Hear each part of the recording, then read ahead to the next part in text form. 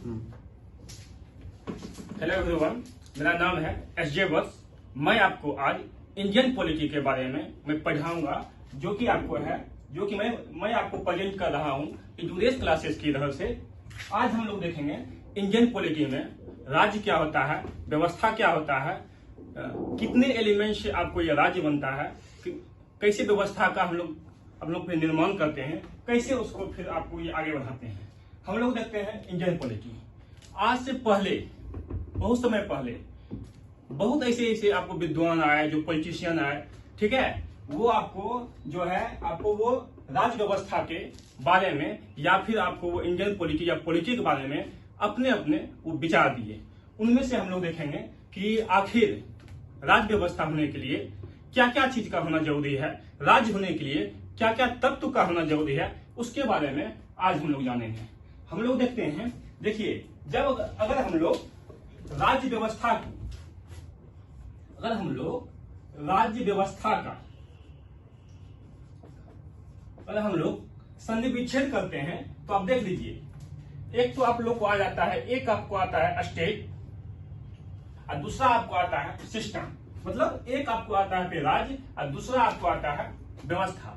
आखिर है कि आखिर एक राज्य को आपको होने के लिए, किसी भी चीज को एक राज्य करने के लिए, किसी भी जगह को, उसके लिए क्या क्या कंडीशन होना जरूरी है, उसको हम लोग देखेंगे।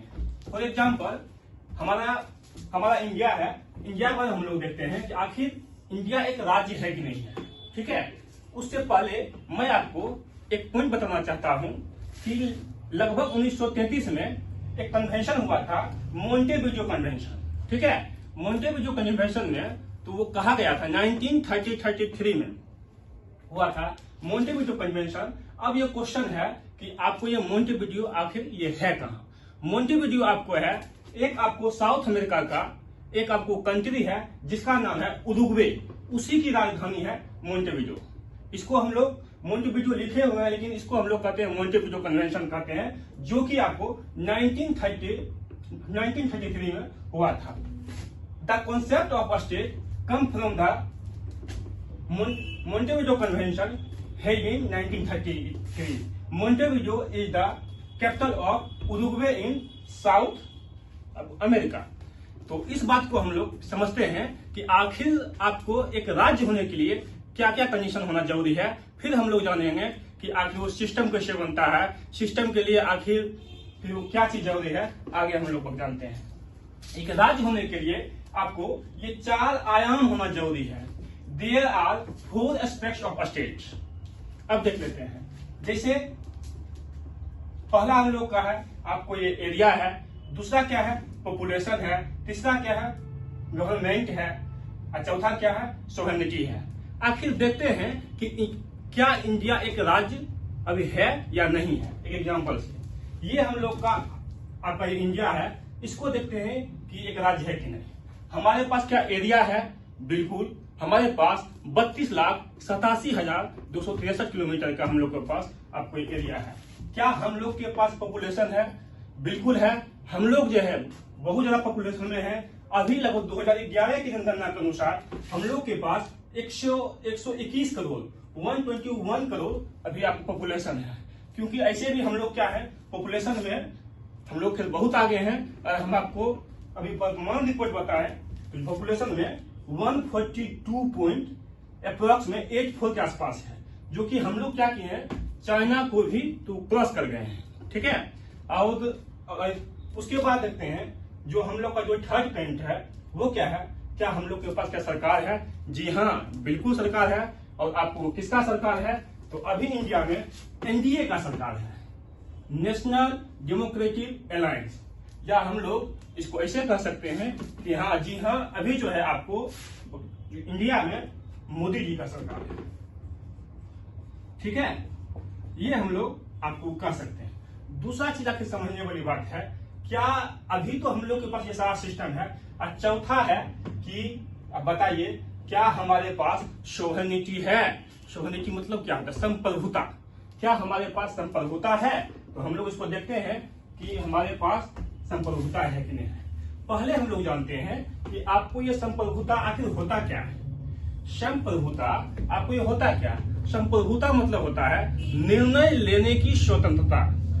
ठीक है, संप्रभुता मतलब होता है, सोवरेनिटी मतलब होता है निर्णय लेने की आपको स्वतंत्रता। अब देखते हैं कि हमारे पास निर्णय लेने का स्वतंत्रता है। एक एग्जांपल से मैं आपको समझाना चाहता हूं।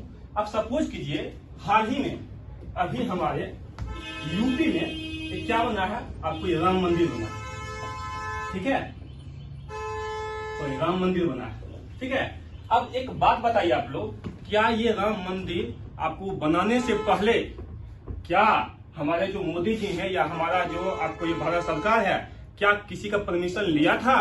क्या वो चाइना गए थे पूछने के लिए? क्या वो आपको अमेरिका गए थे पूछने के लिए?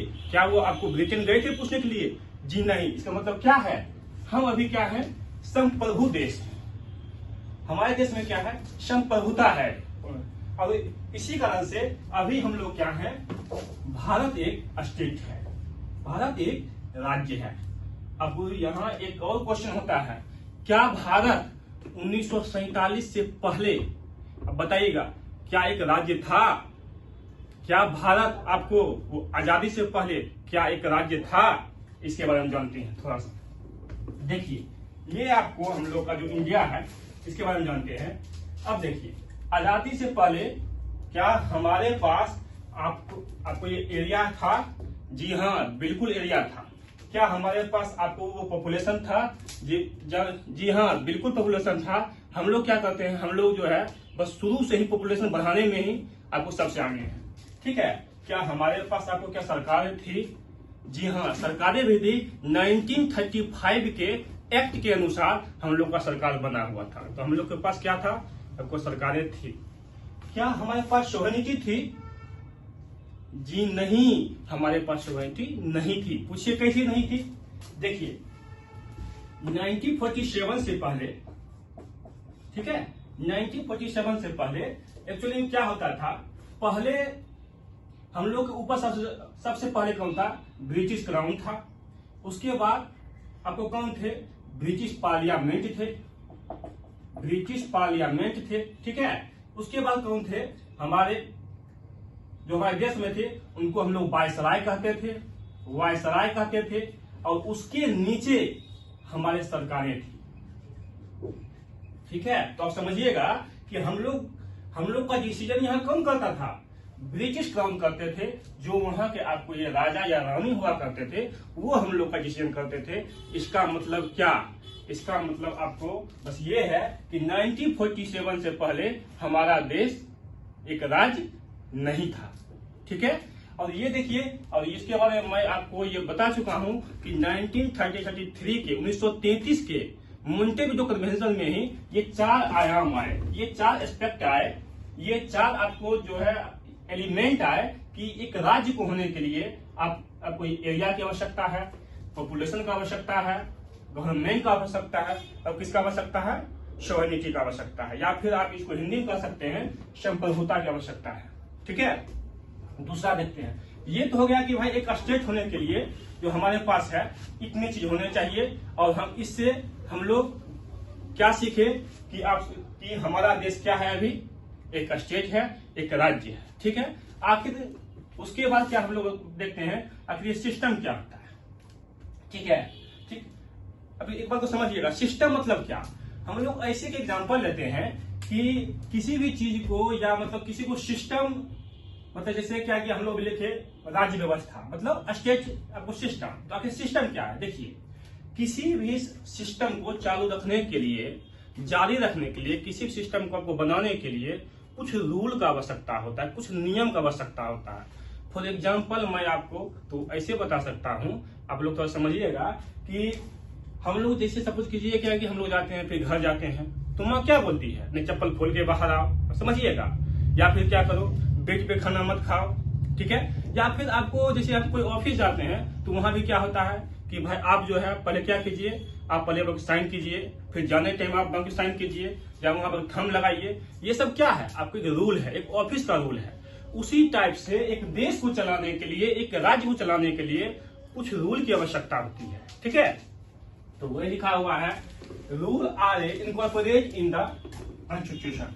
ठीक है, अब देखिए, अब एक बात और समझिएगा, हम लोग का क्या है, हम लोग के जो संविधान में है, या मतलब कोई भी संविधान को आपको बनाने के लिए कुछ आपको फंडामेंटल रूल का आवश्यकता होता है।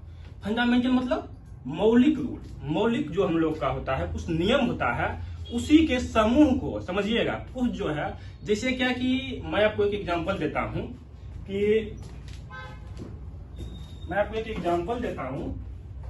कि सपोज कीजिए कि हम लोग का संविधान में आर्टिकल 21 है, ठीक है। आर्टिकल 21 का मतलब क्या है? इसका मतलब होता है प्राण एवं दैहिक स्वतंत्रता। मतलब क्या है? हमको जीने का अधिकार है, हमारे कंट्री में हमको जीने का अधिकार है। अब देखिए, ये आर्टिकल 21 हम लोग का फंडामेंटल राइट के अंतर्गत में आता है।